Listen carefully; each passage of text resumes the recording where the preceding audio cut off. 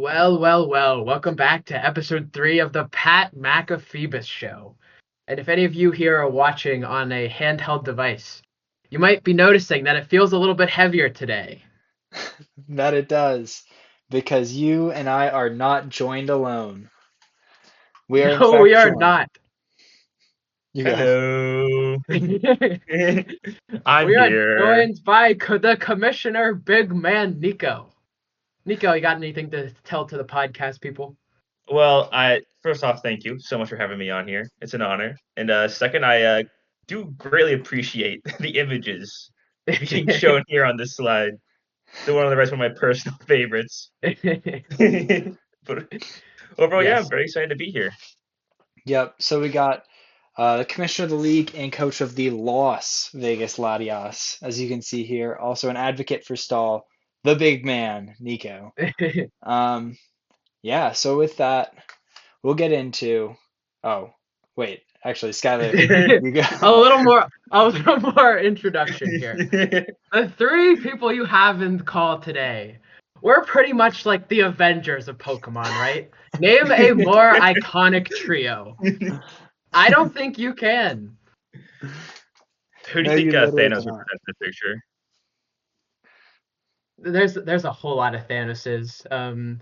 I think the Washington Genesects are a front runner. Oh, for I think sure.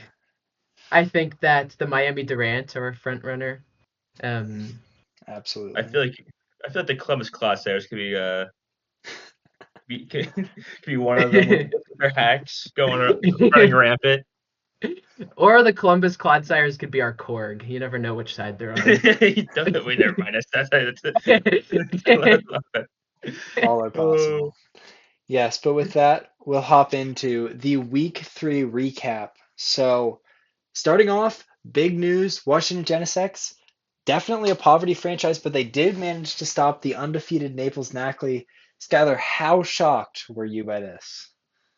The more I think about it, I think I see a big time connection between Jalek, the coach of the Washington Genesects, and Jameis Winston. I think I see a lot of similar things out of these guys. With they'll be throwing 6 or 7 interceptions a game, but also there's a whole lot of completion. So it's kind of a all over the place where you can be poverty, but you can also have your ups.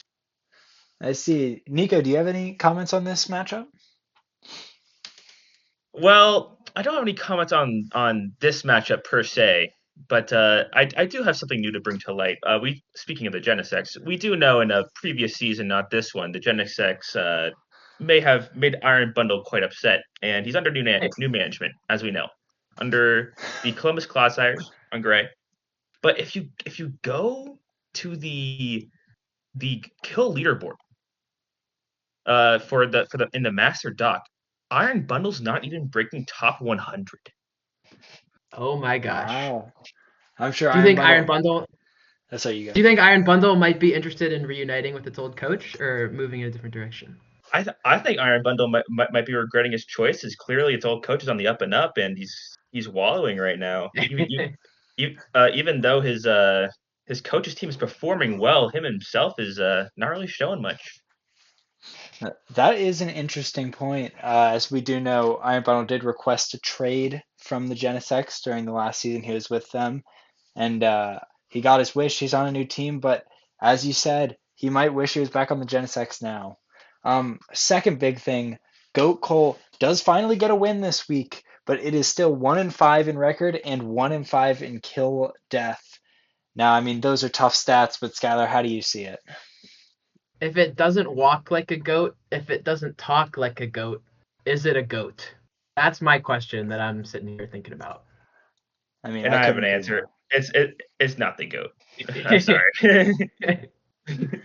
I mean, Uh, this Pokemon's a statistics game, and he's not showing it right now. I'd Numbers have to don't agree. lie.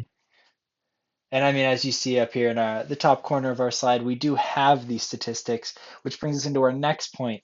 Delphox overtakes Samurott Hisui with a 6-0 this week, in which it picked up 6 KOs from behind a substitute, which was another point we'll hit on later. Skylar, what did you see here? And do you think this could prove that you are right about Samurott Hisui not being the killer people think it is? Well, I believe Samurai Hasui was at 7 kills last week. So That's is it true. possible that it did not pick up a kill this week? Is that That accurate? is. Yes. Yes. Okay, yes, I think maybe my take may be aging a little bit better than it did last week.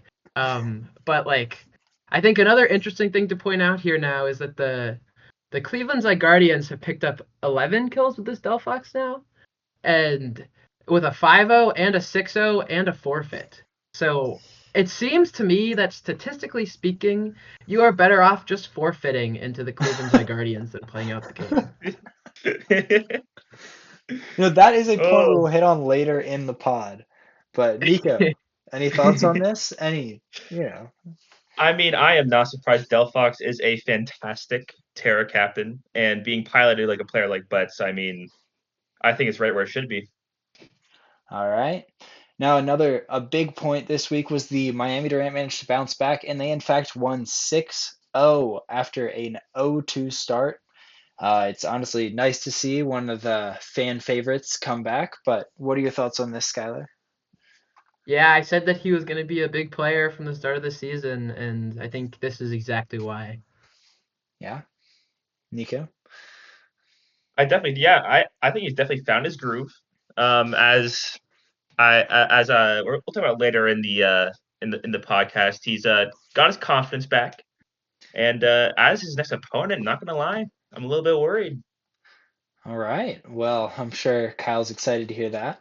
But we've got the Dayton Dragonites and the Ottoville Oshawots are both back on track. They were two teams that I had ranked pretty high in my preseason predictions.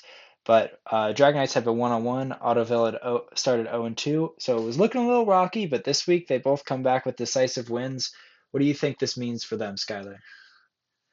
Yeah, I mean, I think two teams that we expected to do well, doing well. I think that's as we start thinking about playoffs. I think it's a good sign that they're getting their momentum rolling. For sure. Nico, you got any thoughts on this? I'm in complete agreement. The Dragonites, especially, it is my belief that at least in the Grey Division, they definitely have one of the best teams, and I think they're going to go really far. All right, and I'm sure the coaches are excited to hear that the professionals are starting to warm up to their teams.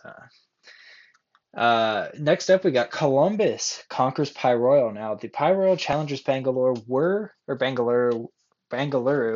2-0 coming into this week, but they lost a heartbreaker 1-0 to Columbus Clodsires. And honestly, we've been Clodsires fans here on the podcast, and I think this just goes to show that our analysis has been right. What's your take on it, Skylar? Yeah, I mean, I think last week we were talking about there was quite a bit of discrepancy among the viewers who thought that the Columbus Clodsires were getting help from the referees in the league. All the rolls going their way, all the freezes, all the chants. And so now that we have the commissioner here, I'd be interested to hear a statement on is this luck? Is there any rigging going on? Well, let me say this. I think that the Columbus Clodsires, no matter what league they are in, are always the random variable. I wish. I mean, I will admit it is great for entertainment for this league, but overall, no. I mean, I wish that I could even begin to comprehend on how to control the luck that this team has on their side. So I didn't hear a no from that. So I'd like I that to also just did not hear a no. all I heard was just some filler while he tried to not say yes or no. So we're definitely gonna have to keep a close eye on that. And if Columbus keeps pulling out these close games with help from the refs, I mean, it's gonna become an even bigger topic on the podcast for sure. Now, with that, Florida Bulldog, they headed into the Beaver Creek Braviaries and took them down, staying undefeated, but unfortunately still second in their division. What are your guys' thoughts specifically? Skylar, what's your thoughts on how Florida is doing and how they're solidifying themselves as a contender? I'm not gonna lie to you. I didn't watch the game. I've got no idea of it. Wow. If you all believe in the Florida Bulldog, I believe too. All I right, mean, they have a Nico, did you watch scary the team. game? Oh yeah, they have a scary team. I mean, uh, the ability of them to be able to bring either the special or physical Basque Legion was a particular highlight in this match. But no, I think they cooked, for lack of a better term. I see. Okay. Well, finally, we've got a statement win for the Toledo Toxtricities, who, with an amazing gouging fire performance, took out the Scarlet and Green. Now, I don't know if you watched this match, but it was a very impressive performance and could mean Toledo is on track to be a playoff team. What are your thoughts on this, Skylar? Yeah, I think absolutely. I think I was impressed um, by that game, and so I think that there is for sure. I think your statement about them being a playoff team is spot on. All right. And with that, I think we're going to move into our commissioner questions. All right. Oh boy. So I'm going to start this off with so Skylar and I both wrote some questions. Nico, you're going to just need to answer them. Um, so I've got the first couple here. So to start off, I just want to show you the stats. So Cleveland Guardians in first place with a differential of 14, 3-0. Las Vegas Latias are in second place, 3-0 with a differential of 11. But if you really look at it, in the games that the Cleveland Guardians have played, they got a 5-0 and a 6-0. And then the other one was suspiciously a forfeit. Now, this forfeit benefited the Las Vegas Latias significantly as they're still within striking distance of the Zygardians. So this isn't really a question. I just want to know if you have any comments on that. I mean, sometimes things happen. It's unfortunate, 100%, but I think that's something to take up with the Beaver Creek Braviaries. So you deny any connection. I'm just the one that puts in the stats, that He puts in didn't the deny results. it. Okay. Moving on, moving on, moving on. All right, next question. Nico, what team do you represent in this league? I mean, I represent myself. No, I mean, what's Uh, your team name? well, it says right there, it's Las Vegas Las Latias. Vegas Latias. Okay. So who runs the league? Is it you? You are, you already know the answer to that question. So one could say that Las Vegas runs this league, is what you're saying. No, I would say the commissioner and the player are two separate identities. Well, I'm pretty sure they're Well, both called Big Man Nico.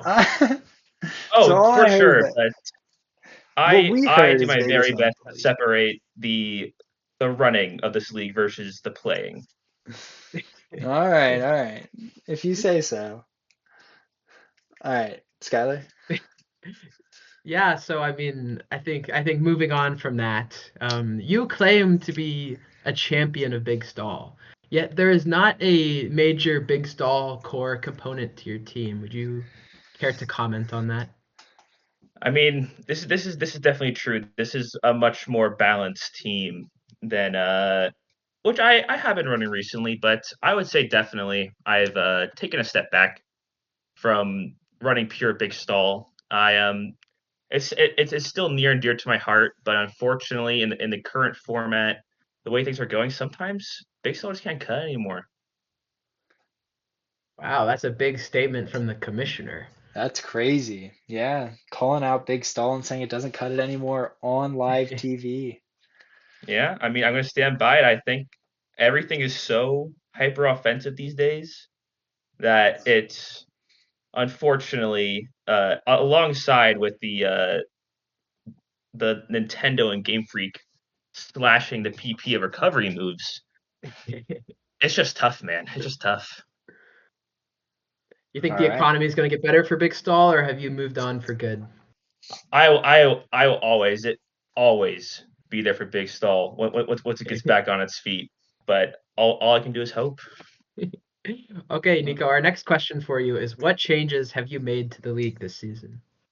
Oh god, a lot. There has not a terrible amount. We have the best of one because previously, for context, the last singles league was best of three. It was item clause, but with under new management, I saw that it was time for a change. Get it more back to the traditional singles format, but also something I'm really proud and excited for is the limited types, which I think allows a lot of variety to the prep teams have to do every single week. David, would you second that? That the limited types makes for more prep. All right. or I more think it is more. interesting prep? It's more interesting prep. Yeah, I mean, I think it's definitely different from having completely open types. Yeah, and I've been excited to try it out. Although, you do find yourself sometimes sitting there thinking like, wow, I wish I could Terra my Delphox into a stellar type or something. But, yeah. You've never thought that. I, I think at All that right. point you're just going Terrifier and clicking the big move. All All right. right, Nico. Our next question for you is why were you given the commissioner position instead of someone who is more qualified with perhaps a stronger draft league resume? I think it's one because of my position in Buckeye Pokemon League itself, and mostly just in the among leadership. I was offered with a position, and I said, "What the hell? I'm down. I've always been interested in trying to run a league, and I'm here Is, for it." is that a word for word quote of what you said when you were given when you were given the Uh, opportunity? I mean, that was the thought process at the time, but I was honored. I was honored to be handed the reins I to run see. at least for this one. Okay, so a question that we did miss in there that I wrote. So why did this draft take so much longer than when you weren't in charge? Because I was there in the draft call and Tiny was making comments about how the drafts when they were in charge went so much quicker than yours. So do you have any comments on that? Are you talking about the live drafting? Yes, I was talking about the live drafting. Well, I think for one part, I mean, I also sorry to further clarify, but specifically the grade draft. Uh, I think they were talking about the gray draft. I think that is just a simple matter of comparison. The Scarlet draft had like five or so players that were not there who had their picks auto, so there was a lot less time of deliberation between players. But yes, I think with the addition of the Terra Captain system, I think that just increased the time a little bit. Okay.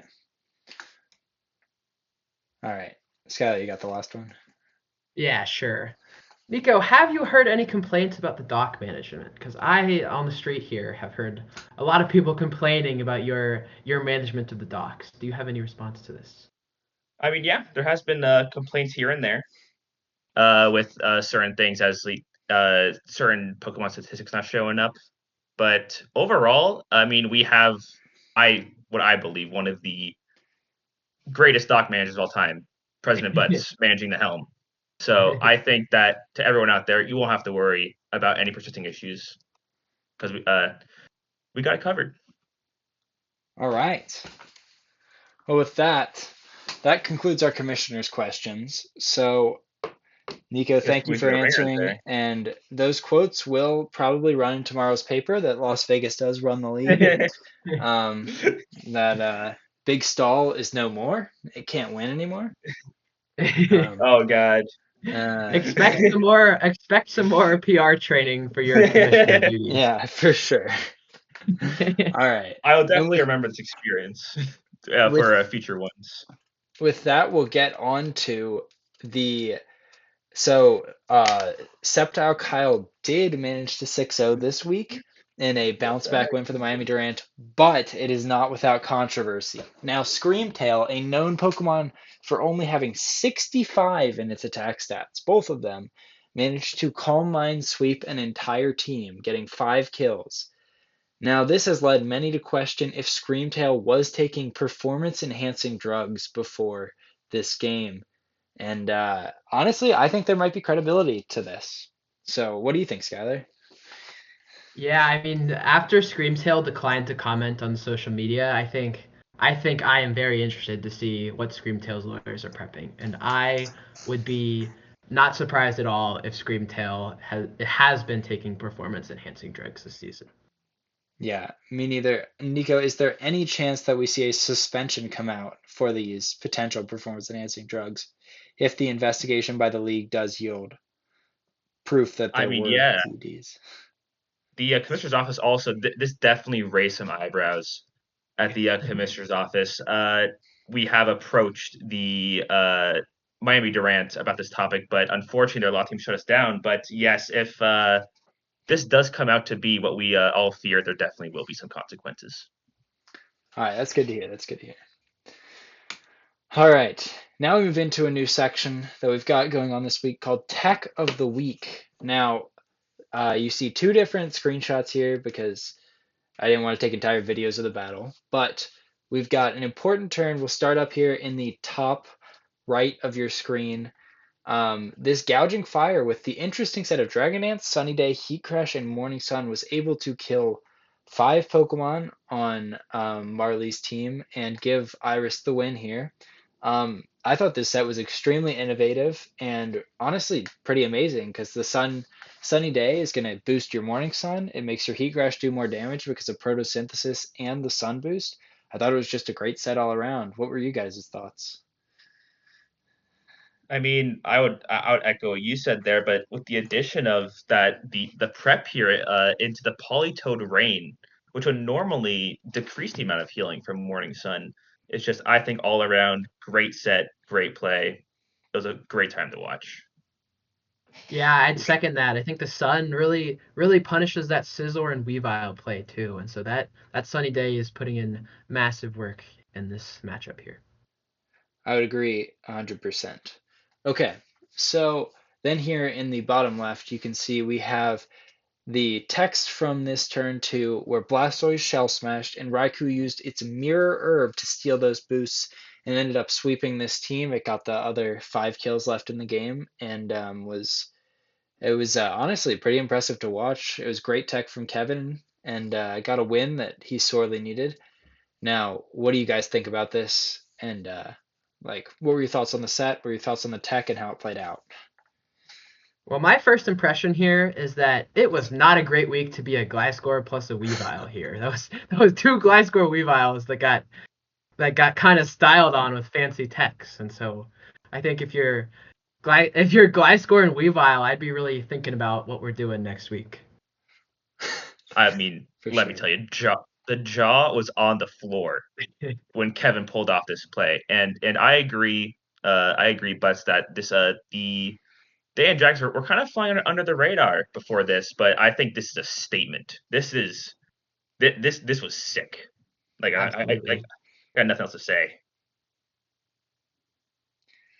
All right. And with that, we can move on to Butts's under duress list. Now, to anyone who happens to watch the TV show First Things First, which is a sports show, this is totally stolen from Broussard's under duress list. But so here we've just got 3 people who are under duress this week and are going to need to, show some good performances to redeem themselves. Now, in the 3, also, just to be clear, this list is purely motivational. It's just, I'm hoping for these guys. I believe in them, but they got to be under duress. Okay, so in the number 3 slot, we've got Articuno. He's been saying a lot of mean things about the Washington Genesects, and they are playing well. I mean, Articuno looks like he's going to have egg on his face if the Genesects don't fall apart, or if Articuno himself doesn't find a team and start doing well. Number 2, we've got the Naples Knackley. They look like the almost shoe-in title contenders, but unfortunately they lost this week, and it wasn't really that close of a loss either. So they're definitely under duress, but I believe in them for the next week. And then number 1, we've got Kyle. Starting 0-2, 6-0 is a new player, and now is headed into one of the best players in the league in big man Nico. And Kyle's got a lot to prove this week, but I believe in him. What are your guys' thoughts on the Bud list? I guess my first thought is I find it interesting that you put it was Kyle the coach, not the team Miami Durant. Does this do you think like the rest of the squad are feeling confident this week, Butts? I think part of the reason I just put the coach on is because they have that PED scandal going on right now. I don't know how much the team's going to be left. Uh, And honestly, if you're I letting PEDs go on right under your nose as a coach, that's got to get you on the Bud list.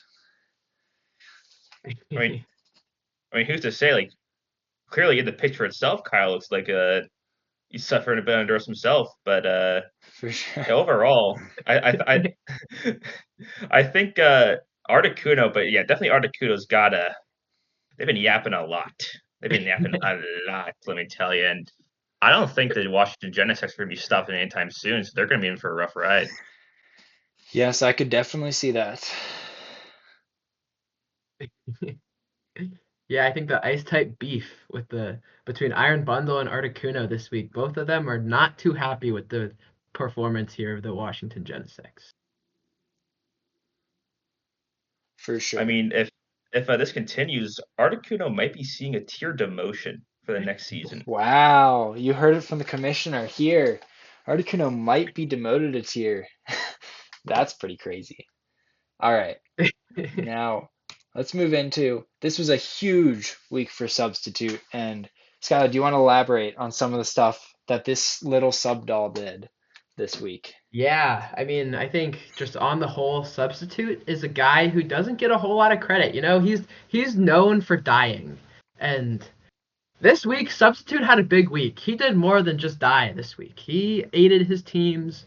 He led the Zygardians to a 6-0. I believe the Durant as well to a 6-0, right? Correct. That's correct. Yes, two big 6-0s on the back of Substitute. Because you see, if substitutes are dying, that's not Pokemon dying. That's different. So substitutes, they play a big role for their team here this week. And Substitute came out to play in week 3.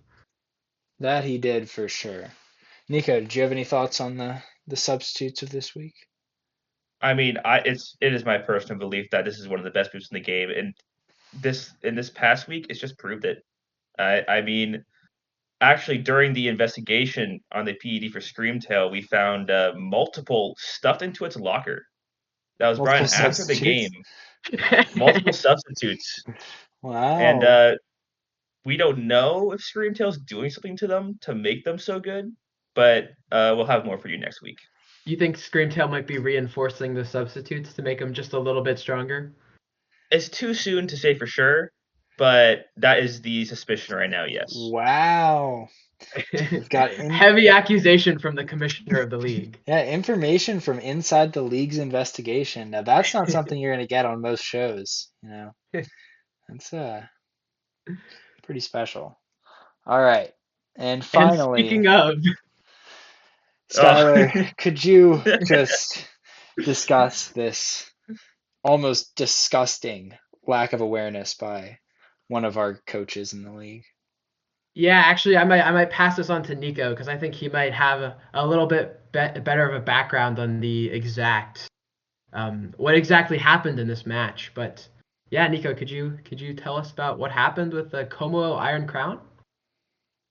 So I like to believe that information is king when it comes to Pokemon.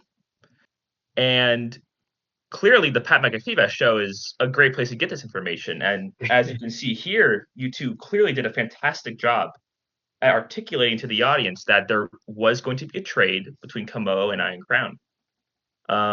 And clearly the Cincinnati Cineraces did not get that mention, did not get that message, as in the match they were very surprised to see an Iron Crown across the field, and unfortunately lost 0-1 to that team. So all evidence points to we just don't have a listener of the Pat McAfee show, which it just breaks my heart.